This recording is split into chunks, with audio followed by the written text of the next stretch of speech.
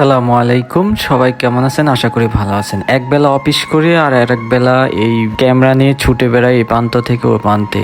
আমাদের এই সাভারের বংশী নদী পার হয়ে ওই পাশে যেতেই ফুলের গালিচা নিয়ে বসে থাকে অসংখ্য কৃষক।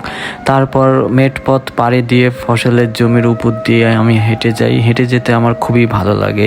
কৃষক ভাইদের সাথে মন খুলে কথা বলা হয়। লাল শাক আমার অনেক পছন্দের, তেমনই পছন্দের হেলেঞ্চা শাক, তাই আমি 2 মুঠা নিজেই উঠিয়ে নিলাম। সার ঔষধ এবং কীটনাশক মুক্ত শাক এগুলো।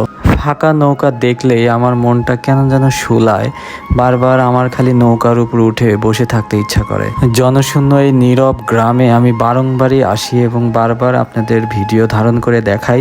এই গ্রামের আমি একটি নাম দিয়েছি, সেটা হচ্ছে ভুট ভিলেজ। নামটি কেমন হয়েছে জানাবেন। ভিডিওটি ভালো লাগলে অবশ্যই লাইক করবেন এবং শেয়ার করবেন, আর আমাদের পেজটি অবশ্যই ফলো দিবেন। এই যে শাক নিয়ে এখনো হাঁটতেছি। তো বাই বাই, ভালো থাকবেন, আল্লাহ।